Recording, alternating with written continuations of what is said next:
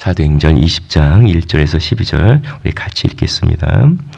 소요가 그침에 바울은 제자들을 불러 권한 후에 작별하고 떠나 마게도냐로 가니라. 그 지방으로 다녀가며 여러 말로 제자들에게 권하고 헬라에 이르러 거기 석 달 동안 있다가 배 타고 수리아로 가고자 할 그때 유대인들이 자기를 해하려고 공모함으로 마게도냐를 거쳐 돌아가기로 작정하니 아시아까지 함께 가는 자는 베레아 사람 브로와의 아들 소바더와 데살로니가 사람 아리스다고와 세군도와 더베 사람 가이오와 및 디모데와 아시아 사람 두기오와 드로비모와라. 그들은 먼저 가서 드로아에서 우리를 기다리더라.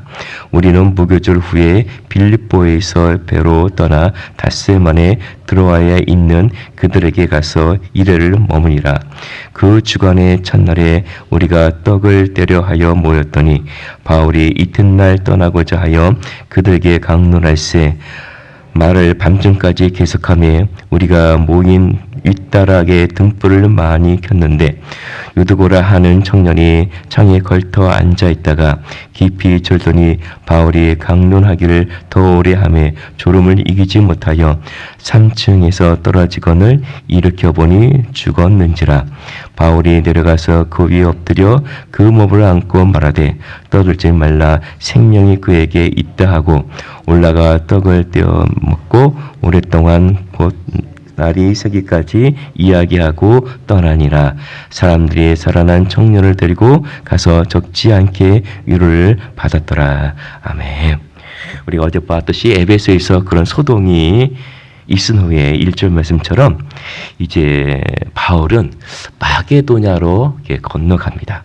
마게도냐로 건너가고 2절에 보면 여러 말로 그 지방에 다니면서 그 전에 1, 2차 전도 때 방문했던 그 교회들을 다니면서 여러 말로 제자들을 권하고 헬라에 이뤘다고 하는 것은 헬라는 아가야 지방을 얘기합니다. 고린도 교회가 있는 고린도를 거기에 또 헬라에 이르러 3절에 보면 거기 고린도에서 석 달 동안 있다가 거기서 로마서를 우리가 쓴 것으로 알고 있습니다.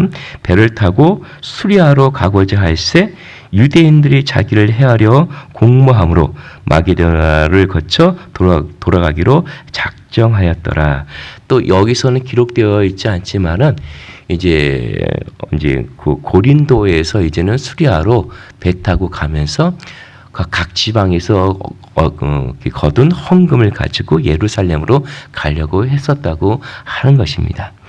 그것이 같이 가려고 했던 사람들이 4절에 나오는 지방의 대표적인 사람들과 함께 동행을 하는 것입니다. 그래서 4절에 그 사람들의 이름이 나오는 것입니다. 그렇게 하려고 했는데 우리 3절 말씀 보면은 자기를 해하려고 바울을 죽이려고 하는 공모가 있다고 했습니다. 그래서 어떻게 해요? 다시금 되돌아가는 겁니다. 다시금 마게도냐로 되돌아가서 빌립보에서 배를 타고 드로아로 이제 건너가는 이야기가 6절까지의 5절과 6절의 말씀에 있는 것입니다. 그래서 빌립보에서 배를 타고 해서 드로아에 갔고 드로아에서 7일을 머물렀다고 합니다. 우리가 여기서 지금 생각해 볼 게 뭐냐면은 이 그 여정이 굉장히 짧은 시간이 아니라고 하는 거예요.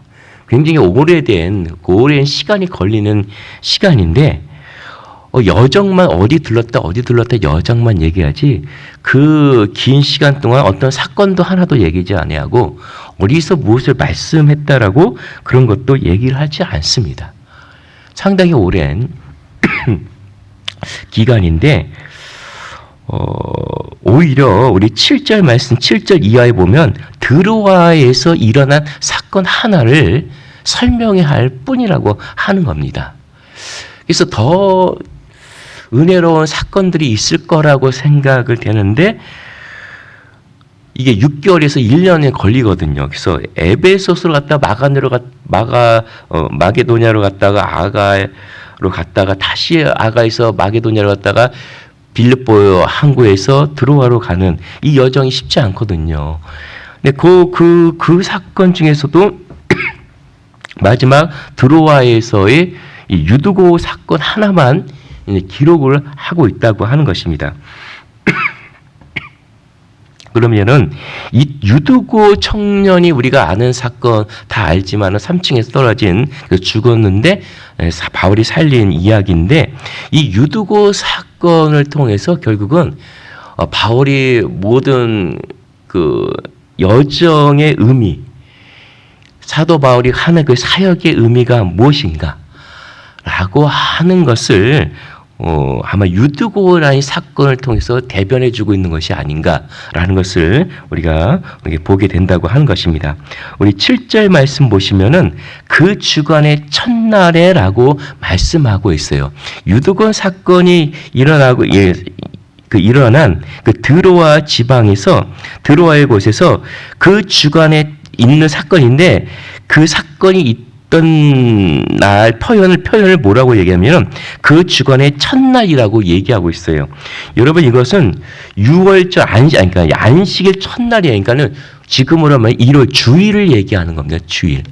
그러니까는 벌써 사도 바울의 사역을 통해서 벌써 유대교와는 다른 주일날 예배 드리는 공동체가 세워졌음을 교회가 주일날 예배를 드렸다고 하는 첫 어떤 그것을 알려주는 처음으로 나오는 이 글귀거든요, 이게요. 그래서 그 주간 첫날에 우리가 떡을 떼려 하려 모였더니라고 얘기하고 있습니다. 그래서 사도 바울이 왔다고 하니, 그리고 우리가 7절 후반절에 보면 알다시피 바울이 다음 날, 그러니까 떠나려고 하는 거예요. 그래서 주일 예배를 드리고, 주일 오후에 저녁 때 모였겠죠.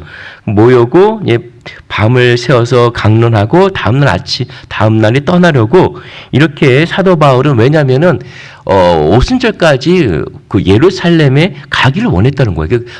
그렇기 때문에 그의 그 일정이 아주 바빴습니다. 그래서 드로아에서 강론을 하고, 이 강론을 할 때 뭔가가 사도 바울은 말하고 싶었던 것이 있었는지 밤을 새워서까지 이렇게 얘기를 하게 되었다고 하는 것입니다. 어쩌면은 바로 이 드로아에서, 나중에 보면 디모데후서에 보시면은 디모데한테 네가 나에게 올 때 겉옷과 책을 갖고 오라고 얘기할 때 여기다 두고 갔거든요. 그런 의미에서 아마 그 유두고 사건 때에 아마 옷을 덮어주고, 또 생각하기로는 바울이 다 전하지 못한 것을 아마 책으로 주지 않았느냐라는 그런 생각을 한 것도 있습니다. 어쨌든 그러니까 이 드로아에서의 어떤 바쁜 일정 가운데에 사도 바울이 뭔가 밤 늦게까지 전하려고 했던 뭔가가 있었고, 그 가운데 근데 그것도 무슨 말씀인지, 도대체 밤을 새워서 얘기하면은 도대체 무엇을 얘기했는지를 좀 알려주면 좋은데 성경이 그걸 얘기하지 않냐고, 그 가운데 일어났던 유두고 사건을 얘기하면 말미암아 그 설교의 내용도 유두고의 사건을 통해서 말하려고 하는 것이 아닌가. 그러니까 누가는 유두고의 사건을 통해서 설교의 내용도, 그 의미가 무엇인지, 사도 바울이 어떤 다른 지역에서 일어난 일도 다 얘기하지 아니하고 오직 유두고의 사건만 얘기하면 말미암아 그 돌아다니면서 한 사역의 의미도 무엇인지, 바로 이 유두고 사건을 하나를 통해서 다 말하려고 하는 것이 아닌가라고 우리는 생각을 한다는 것입니다. 그러면 유두고 사건이 어떤 의미를 하는지 우리가 생각해 볼 텐데, 우리가 한번 9절부터 한번 읽어보겠습니다. 9절 10절 말씀 한번 읽어보겠습니다. 유두고라 하는 청년이 창에 걸터 앉아있다가 깊이 졸더니 바울이 강론하기를 더 오래 하매 졸음을 이기지 못하여 3층에서 떨어지거늘 일으켜보니 죽었는지라. 바울이 내려가서 그 위에 엎드려 그 몸을 안고 말하되 떠들지 말라, 생명이 그에게 있다 하고, 라고 9절 10절 말씀을 읽었습니다. 유두고라고 하는 청년이 있다고 했습니다. 그래서 유두고 청년이 사도 바울의 말씀을 듣다가 사도 바울의 말씀이 길었나 봐요. 엄청 또 이렇게 오래 했나 봐요. 그랬더니 그 졸음을 이기지 못했다고 성경은 얘기하고 있어요. 근데 그 청년이 어디에 앉아 있었다고요? 창에 걸터 앉아 있었다고 했어요. 그래서 졸음을 이기지 못해서 3층에서 떨어져 죽었다라고 누가는 표현하고 있습니다. 누가가 의사죠. 당시 현장에 있었다고 우리가 본다면은 누가가 그를 이렇게 보니 죽었다고 그는 얘기한 겁니다. 죽은 겁니다. 근데 우리가 여기 말씀 보면서 우리는 우스갯소리로 사도 바울도 설교 길게 하면 성도들 잠들게 하는구나. 설교 길게 하면 안 되는구나라고 우리는 농담 삼아 실제로 그렇게 얘기도 하고 실제로 오늘날에도 설교를 길게 하면 참 힘들어합니다. 그뿐만 아니라 우리가 이해하지 못하면은 졸음이 오기도 하는데 과연 그런 맥락에서 그런 이야기를 한 것보다는 우리가 더 큰 다른 관점에서 우리가 보실 필요가 있는데 여러분 유드고라고 하는 청년이라고 얘기하고 있어요. 청년. 여러분 유드고라고 하는 것은 거의 종들이 갖는 거의 대부분이 갖는 이름이라고 합니다. 근데 유드고라는 뜻이 뭐냐면은 행운이라는 뜻을 가지고 있습니다. 그래서 행운이고 부자가 되기 원하는 이런 이름을 갖고 있는 청년이라고 하는 것입니다. 그런데 이 청년이 어디 앉았냐면은 창에 걸터 앉았다고 했습니다. 그러니까 창이라고 하는 것은 저 바깥과 안의 경계선이잖아요. 경계선. 근데 저 창틀에 앉아 있었다고 하는 것입니다. 안과 안에서는 하나님 사도 바울을 통해서 말씀 메시지가 선포되고 있었고 그 창틀에 앉아 있던 유드고는 안에서만 있었겠습니까? 안에 창틀에 앉아 있으면 바깥을 보게 되는 거 아니겠습니까? 근데 어쨌든 창틀에 앉아 있었던 유드고의 형편과 사정은 우리가 여러 가지로 들어서 알 수도 있어요. 그가 종이기 때문에 다른 유대인들은 유월절 안식일 날 쉬지만은 그는 일반 종이기 때문에 그날도 쉬지도 못하고 또 주일날 이렇게 집회도 있고 그가 쉬지 못한 상태에서 저녁 때 지친 몸으로 왔는데 밥을 먹어야 되는데 밥은 못 먹고 사도 바울이 말씀을 강의하는 거예요. 이 강의 말씀이 끝나야 밥을 먹거든요. 근데 이 말씀도 엄청 오래 하는 거예요. 그러니까는 그리고 또 어떤 분은 말하기에 이 8절 말씀 보면 윗다락에 등불을 많이 뒀다고 했어요. 그래가지고 이것에 통해서 이게 당 뜨겁거든요. 그러니까 밤에 따뜻함을 느끼기 때문에 여러 조건으로 말미암아 그가 잠이 들었고 피곤한 가운데 잠이 들었다라고 우리는 그의 형편의 입장에서 얘기할 수 있지만은 성경이 그가 창틀에 앉았다고 특별히 청년이 창틀에 앉았다고 했어요. 그 부자의 꿈을 꾸는 행복을 꿈꾸는 그 청년이 창틀에 앉아 있다고 얘기를 하고 있다고 하는 것입니다. 여러분 청년들은 성경에서 보면은 환상을 본다고 했어요. 그러니까 비전을 갖는다고 하는 거예요. 비전이요. 그러니까 유두고가 저 창틀에 앉아서 무엇을 생각했겠습니까? 그러니까 유두고라는 말이 입장에서 그 말 이름이라고 하는 것을 통해서 생각해 본다면 저 창틀에 앉아서 그 이름대로 나도 좀 부자가 되고 싶다. 나도 저들처럼 나도 좀 한 자리 하고 싶고 나도 저들처럼 좀 높은 자리에 있고 싶고 나도 저들처럼 좀 행복하게 좀 살고 싶다. 왜 나는 종으로 태어났을까? 왜 이런 생각들을 하지 않았을까? 그가 창틀에 앉아서 사도 바울의 말씀을 들으면서 자기의 인생에 대한 꿈을 바깥과 안을 오가면서 그런 생각을 하지 않았을까? 그래서 사도 바울의 말씀은 들어오지 않고 사도 바울의 말씀은 이해되지 않고 육신은 피곤하고 그러니 깊이 졸다가 3층에서 떨어진 것이 아닌가라고 본다고 하는 것입니다.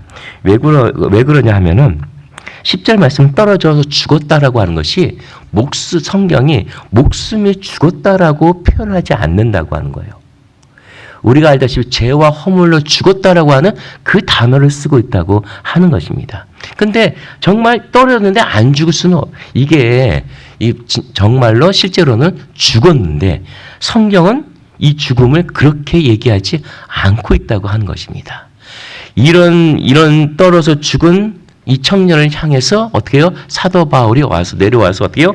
그를 몸에 겹치도록 이렇게 겹쳐서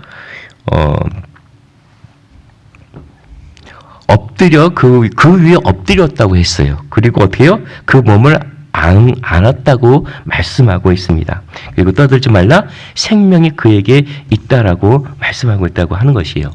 그러니까는 지금 이 일어난 실제 사건을 통해서 일어난 것은 실제 사건이지만은 이거를 성경에 기록할 때는 하나의 메시지화로 우리에게 어떤 의미를 전달해 주고 있다고 하는 것입니다. 그러니까는 사도 바울의 사역의 의미가 뭐냐? 그것은 그 주간 첫날이라고 하는 단어처럼 이제는 부활이라고 하는 그 날에 우리가 예배 드리는 것이다. 우리는 이제 부활의 삶을 사는 자로서 이제는 유대교와 다른 부활의 주 예수님이 살아나신 그날에 드리는 예배 공동체의 모임으로서 이제는 우리 삶을 살아가는 것이다. 그럼 부활한 삶으로서 예배 공동체로 살아가는 우리 삶이 무엇이냐?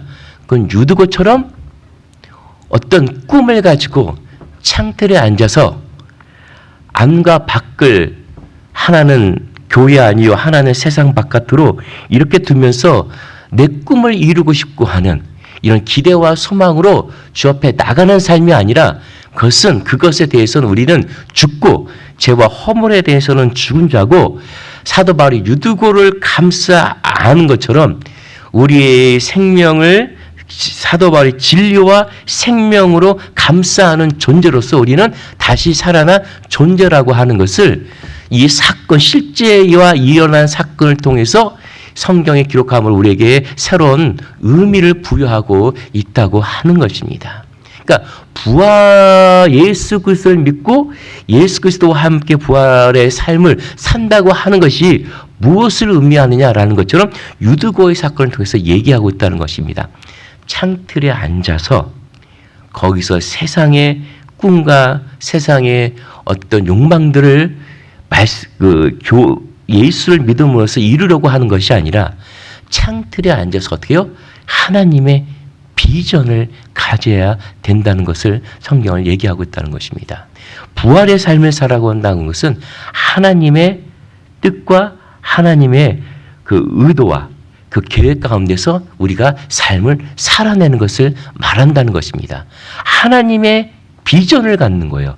나의 꿈을 예수를 통해서 이루려고 하는 것이 아니라 하나님의 비전을 가지고 다시 살아낸 존재가 바로 그 주간 첫날에 드리는 부활의 삶을 사는 그런 존재라고 얘기하고 있다고 하는 것입니다. 그래서 유두고로 사는 삶이란 것은 저는 이렇게 표현하고 싶다고 하는 거예요. 우리가 연극을 보러 가면은 연극을 하는 배역을 맞지 않습니까? 어떤 사람은 대통령도 하기도 하고, 어떤 사람은 의사도 하기도 하고, 어떤 사람은 부자도 하고. 근데 반면에 어떤 사람은 어때요? 돈 없는 가난한 자, 죽어가는 환자 역할, 이런 사람을 할 때도 있다고 하는 거예요, 배역을. 근데 자기가 그 배역을 맡았다고 해서 투덜대거나 왜 나는 이런 배역을 맡아? 나 이 배역 안 해. 나 다른 배역 줘. 이러지 않는다고 하는 거예요. 연극에서는요.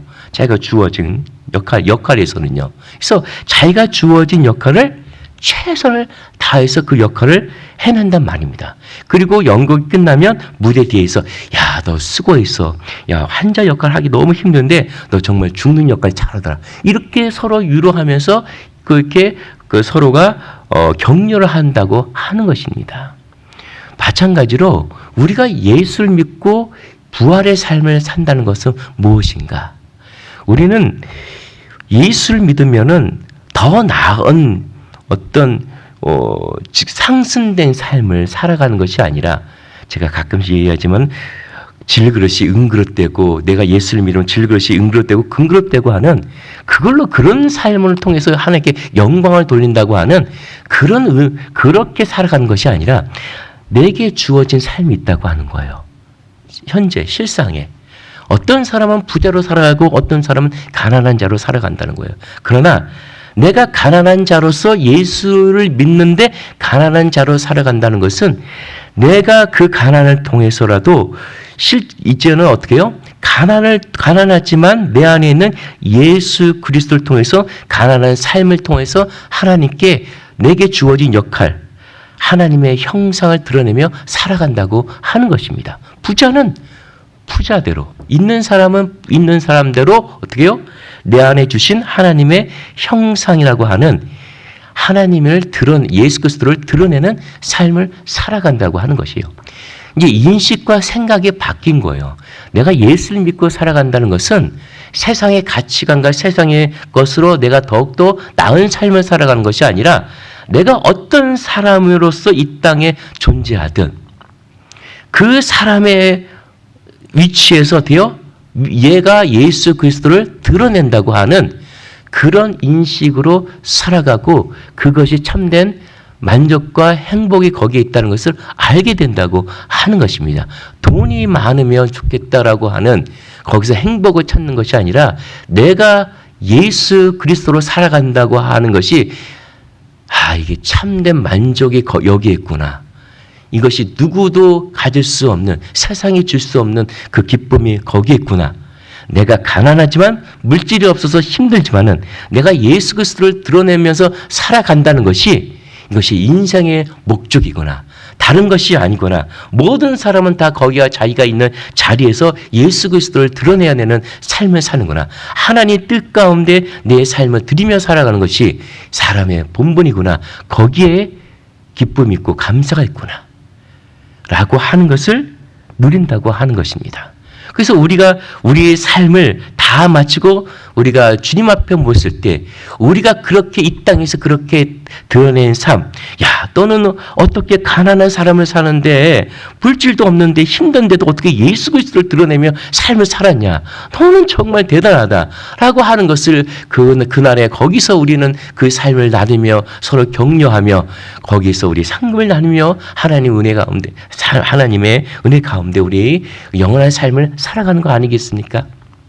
그러니까 유두고를 통해서 우리가 보여주는, 그 청년이 보여주는 우리의 삶, 복음의 삶, 생명의 삶, 부활의 삶, 우리 그 주간 첫날에 모여 우리가 예배드리는 공동체의 삶은 바로 죄와 허물, 우리 세상 것에 대한 죽음이요, 우리 하나님에 대한 삶을 말하고 있다고 하는 것입니다.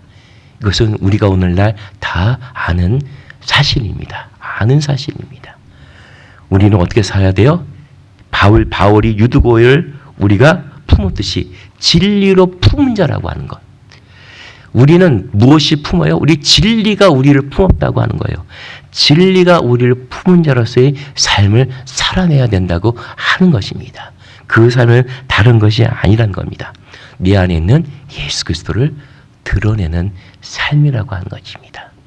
예수 그리스도의 그 성품, 그 삶, 하늘에 계시는 아버지의 성품이 뭡니까? 그 아버지의 성품은 결국 대표되는 것이 사랑 아닙니까? 사랑이요. 그 사랑이 내 삶에 녹아지도록, 내가 있던 없던, 소유가 많던 적던 그 일체의 비결을 배워서 예수 그리스도를 드러내는 삶, 그 삶이 하나님 보시기 최고의 가치 있는 삶이라고 하는 것이고, 그것이 부활절에 모이는 공동체의 삶의 모습들이라고 하는 것입니다. 우리가 언제까지 창틀에 앉아서 안과 밖을 바라보면서 우리의 꿈을 이뤄달라고 기도하겠습니까? 우리의 기도의 제목은 바로 예수 그리스도, 그분이 바로 우리의 삶을 통해서 드러내는 그런 비전을, 환상을 꾸는 그런 우리의 삶의 모습이 부활의 삶이라고 하는 것입니다. 오늘 우리의 삶을 살아갈 때 유두와 같은 청년의 삶이 있을 수도 있습니다. 모습이 있을 수도 있습니다. 그러나 그가 진리의 말씀으로, 생명의 말씀으로 다시 살아났던 것처럼 우리도 진리의 대신 말씀, 그 생명이 우리 안에 있다고 하는 것을 기억하시고, 이 진리가 우리를 무엇으로 만들어내는가? 그렇게 수없이 많이 알았던 생명의, 성경의 말씀, 그 수많은 경험들, 고난과 아픔들, 그것이 결국 무엇을 만들어내냐 이겁니까? 오늘 나의 신앙에 무엇을 만들어냈는가? 한번 점검해 보시고 우리가 가야 할 길이 어디인가를 우리가 주목하여 오늘도 살아가는 우리 귀한 성도님 또한 저 자신 되기 원합니다. 우리 함께 기도하겠습니다. 살아계신 아버지 하나님, 우리가 부활의 삶을 사는 공동체로 우리가 교회로 모였습니다. 하나님, 우리의 비전과 꿈은 바로 예수 그리스도이십니다. 바로 우리가 어떠한 형편에 있든 간에 우리 삶 속에서 예수 그리스도를 드러내며 사는 것, 그것이 우리의 의요, 우리가 살아갈 방향이며 우리의 기쁨이며 우리의 감사가 거기에 있다는 것을 우리가 알면 알 뿐만 아니라 우리가 실제로 그렇게 삶을 살아가는 존재임을 우리가 오늘 삶을 통해서 깨닫고 배우며 나가게 하여 주시옵소서. 오늘 유두고의 청년이 죽고 살아난 것처럼 하나님, 우리가 죽어야 할 부분이 무엇이며 우리가 다시 살아날 것이 무엇인지, 부활의 삶을 산다는 것이 무엇인지 우리가 다시 생각하게 하여 주시고, 하나님, 우리가 더욱더 생명의 삶을 살아가는 우리 말씀이 생명으로 드러날 수 있도록 하나님, 우리의 삶을 오늘도 이끌어 주옵소서. 감사하며 예수님의 이름으로 기도합니다. 아멘.